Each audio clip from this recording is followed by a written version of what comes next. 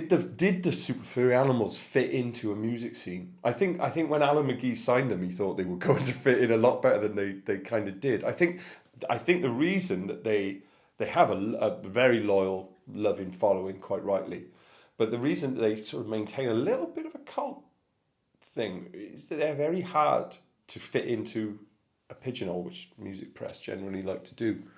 You know, they weren't straightforward, you know, working class rock like Oasis, but they were. They weren't like, you know, pop of Blur and Elastica, but they were.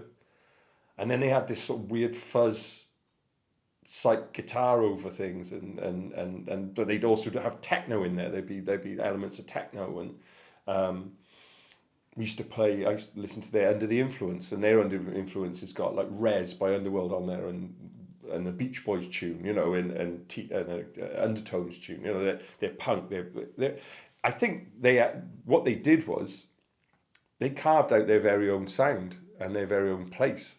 I don't think they really did fit into anything. I don't think they fitted into Britpop or an indie scene. I think what they did was kind of one of the greatest things they did, of course, was get the Welsh language into people's homes who didn't speak Welsh. The Mung album being one of their best albums, and people bought that. Is that best-selling Welsh album of all time? I think Welsh language album of all time, and it's quite rightly it's incredible. And people listen to that, and they don't necessarily understand it at first, but they look into the lyrics and they find out what it's about. So they carved a whole niche for themselves, the Super Furry Animals, and they still have. No one touches them. They're still on their own. And I don't think, personally, when I think back and I go back to those albums, I don't think of them as part of all that.